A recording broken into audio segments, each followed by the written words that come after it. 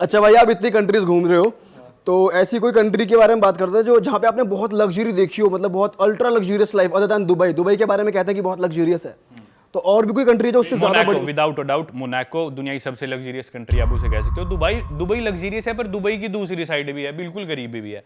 Monaco बहुत छोटी country है, वर्ल्ड की 3rd या 4th स्मॉलेस्ट कंट्री है, इटली के बिल्कुल साथ में, फ्रांस के एकदम साउथ में। बहुत छोटी कंट्री है। ऐसी कंट्री आप पैदल चल के आधे घंटे में सारी कंट्री इजीली देख सकते हो। मैंने पैदल चल के सब देख लिया था। उनकी कैपिटल सिटी है मोंटे कार्लो, वही एक मेन शहर है। उधर कैसीनो है मोनाको का, मोंटे कार्लो कैसीनो, और यॉट क्लब है, मोंटे कार्लो यॉट क्लब। तो दुनिया के सारे बिलियनियर्स ना उधर आते हैं अपनी यॉट्स दिखाने, शो ऑफ करने के लिए, और कैसीनो में पैसे लगाने के लिए। भयंकर शो ऑफ है भाई वहाँ पे। इतना छोटा सा देश, जो मानो आप पैदल चल के आधे घंटे में पूरा देश घूम सकते हो। उसमें भी super cars, Ferrari, Lamborghini, Rolls Royce. Normal गाड़ी आपको ही मान लो इंडिया के 1 करोड़ से कम आपको वहाँ कोई गाड़ी ही नहीं दिखेगी। मतलब भाई मेरे को तो गाड़ियों की इतनी नॉलेज नहीं, पर मेरी आंखें भी ऐसे ऐसे, अभी ये अरे ये तो उस मूवी में देखी थी, उसमें गाड़ियाँ चलती ही वहाँ पे सिर्फ वो है।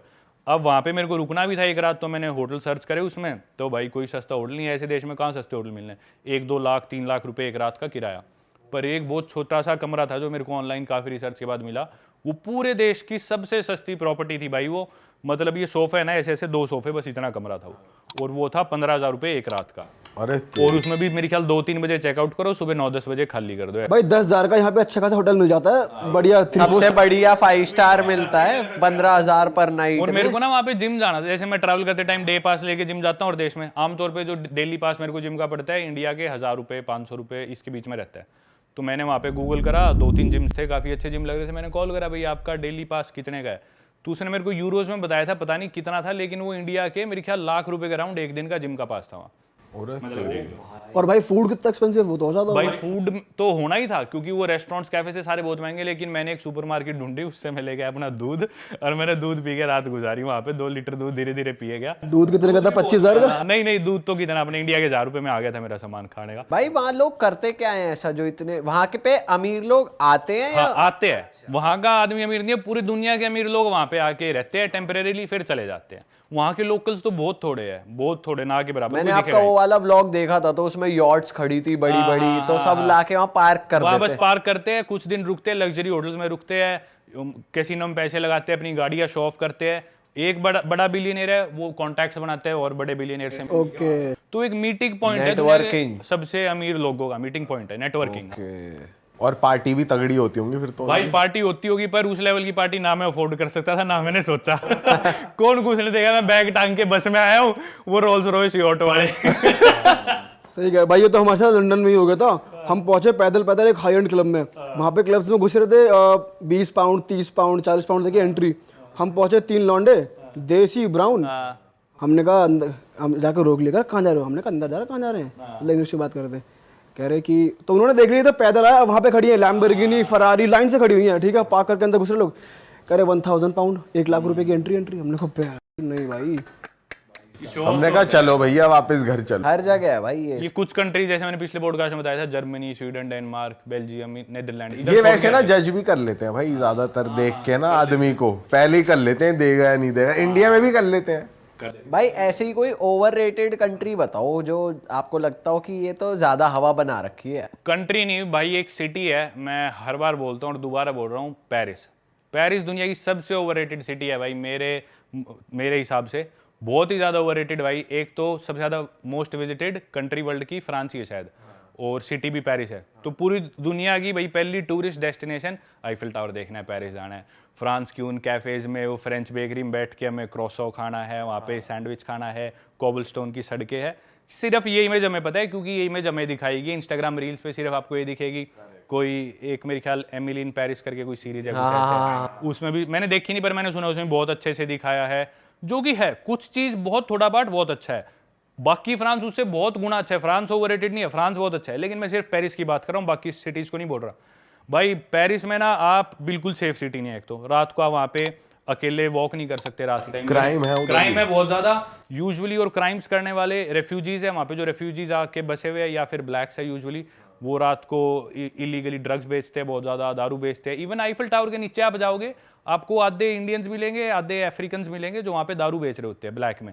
तो वो जो अफ्रीकन है उनका वहाँ पे दबदबा है, तो इंडियंस को रुकने नहीं देते, वो भगा देते हैं इन्हें। तो जैसे वो ब्लैक्स इधर उधर होते हैं तो अपने पंजाब साइड के इंडिया के लोग या जो भी हरियाणा के और स्टेट्स के जो वहाँ पे इलीगली गए हुए, फिर वो आके की रिंग्स बेचते हैं, दारू बेचते हैं टूरिस्ट को, हम जैसे को कि मेरे से की रिंग खरीद लो, फिर वो नीचे एक झोला सा बिछा लेंगे चद्दर सी, उस पर अपने की रिंग दारू रख देंगे, जैसे ही पुलिस आती है वो लेके भागते हैं। फिर ब्लैक्स को वो दिख जाए कि भी तू इधर क्यों बेच रहा था, उन्हें वो पीटते हैं ब्लैक्स कि भी हमारा इलाका हमारी टेरिटरी है। और रात को मगिंग वगैरह चोरी रॉबरी बहुत ज़्यादा होती है, बिल्कुल भी सेफ नहीं है वॉक करना, क्राइम बहुत ज़्यादा है। और इतनी गंदगी है ना, इतनी गंदी सड़क है भाई, वहाँ पे डस्टबिन खुले पड़े हैं सारी तरफ, वहाँ पे कचरा पड़ा है, ट्रैश पड़ा है, कोई भी फ्लाईओवर है, कोई भी पुल है, उसके नीचे आप देखोगे लोग रेफ्यूजीज है यूजुअली, जो भी कहीं से भी आए हैं, लेट से सीरिया से या कहीं से भी आए हैं, वो टेंटों में रहते हैं, वहाँ पे गंदगी बिछा रखी है।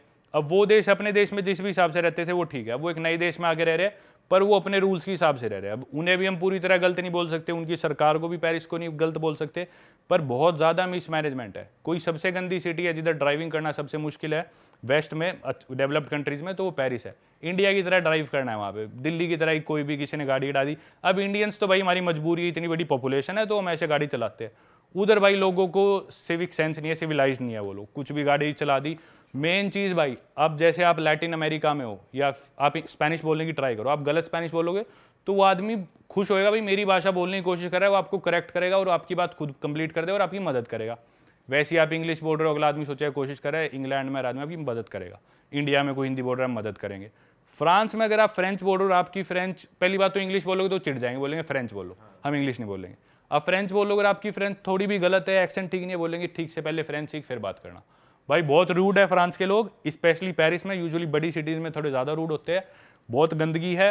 और मैं यूँ नहीं कह रहा दुनिया की सबसे गंदगी वाली सिटी है, पर जितना अच्छा उसे पोर्ट्रे किया जा रहा है उतनी नहीं है। जो गैप है ना गंदगी में और अच्छाई में, वो बहुत ही बड़ा है, इसलिए सबसे ज़्यादा ओवररेटेड सिटी वर्ल्ड की पेरिस है। और मैं नहीं, जो भी ऐसे लोग हैं जिन्होंने पूरी दुनिया घूमी है, बहुत सारे लोग इस बात से एग्री करते हैं और मानते हैं पेरिस दुनिया की सबसे ओवररेटेड सिटी है। मुझे लग रहा है उन्होंने सिर्फ वो आईफिल टावर वाला जो एरिया वो क्लीन करके रखा हुआ है बस। वो भी नहीं है, आईफिल टावर के आप थोड़ी सी दूर जाओ आसपास, ठीक है आप फोटोज खींचोगे, उधर आपको कुछ नहीं दिखेगा। थोड़ा सा चल के आप दूर जाओगे, वही गंदगी शुरू, इलीगल इमिग्रेंट्स है, आपके साथ कोई गाली दे के बात कर सकता है। इतना महंगा भाई, इतना महंगा, आप कोई टैक्सी लो और आपके थोड़ी सी दूर भी जाना हो, 40-50 यूरो आपका टैक्सी का खर्चा आना है, मतलब आपके 4-5 हज़ार तो टैक्सी के लगने हैं, 3-4 हज़ार कहीं भी जाने के, और बहुत महंगा, अफोर्ड नहीं कर सकते आप पेरिस में एज ए टूरिस्ट भी।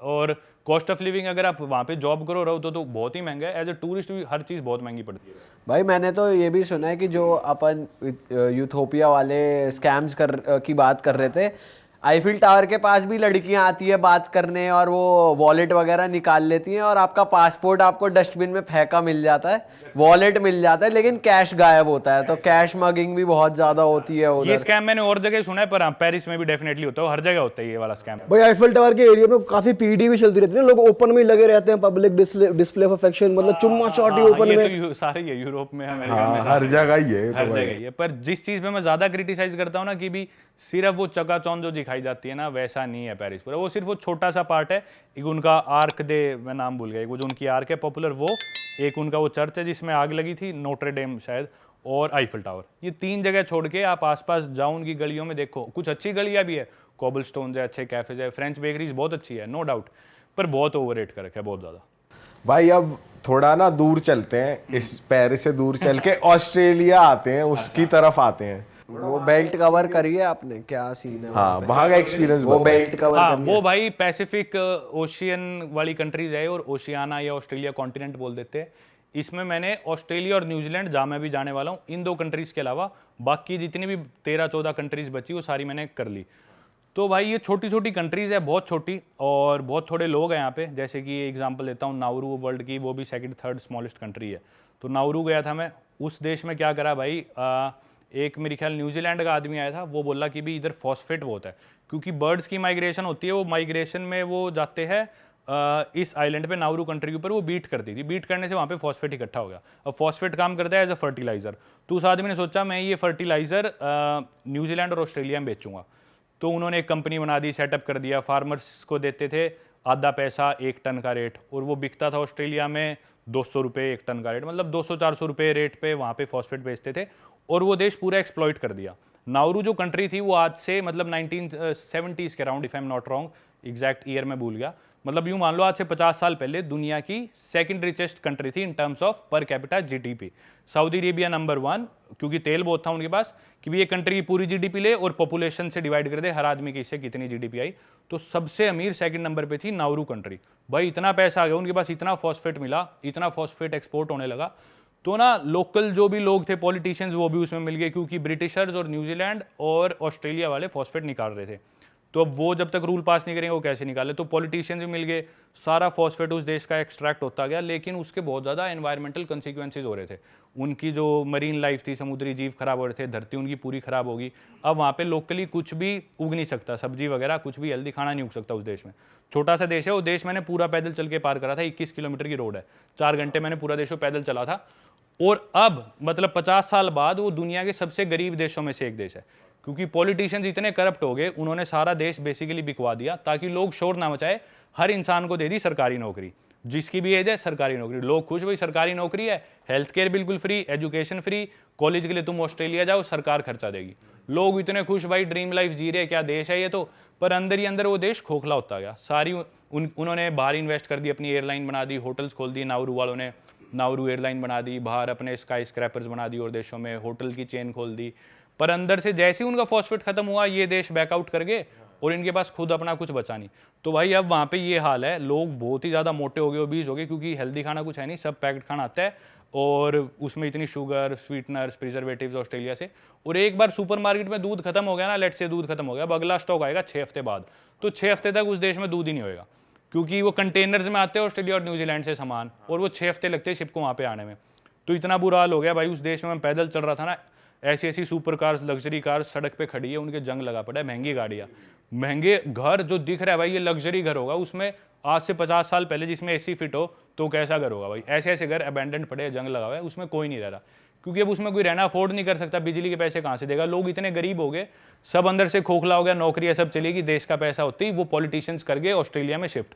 उन्होंने ब्रिस्बेन में जो भी बड़े बड़े लोग थे अपनी प्रॉपर्टीज बना ली, देश को छोड़ गया। भाई वो देश सड़ने लग रहा है, लोगों की हालत बहुत बुरी है, खाने को कुछ नहीं है, गरीबें मर रहे हैं, वो 10-12 हज़ार उनकी पॉपुलेशन है, बहुत बुरा हाल है उस देश का। ये अंग्रेज ना है ही दीमक की तरह, हाँ कहीं भाई। घुस गए तो उसे खा जा देश है साले। हाँ बिल्कुल, चूस लेते हैं भाई ये देश को, जूस निकाल लें पूरा, और फिर भगो अपने देश हाँ, और वो बेचारे शरीफ लोग उनका पागल बना के ले गए।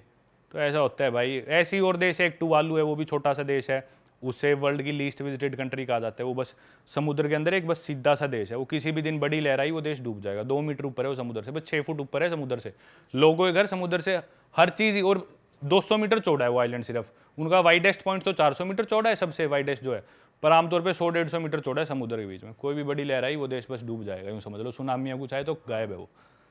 तो ये हाल है उन देशों का भाई। तो अभी विजिट कर लिए तो कर लिए। एक देश समोआ है, उसके बारे में बताता हूँ। द रॉक सब जानते हैं, रिकी देखते थे हम WWE में, एक उमागा आता था वो जो खाता था, तो ये सारे समोआ के। द रॉक का नाना समोआ का था। तो समोआ कंट्री है वो, उधर का एवरेज वेट एक मेल का 105 किलो है।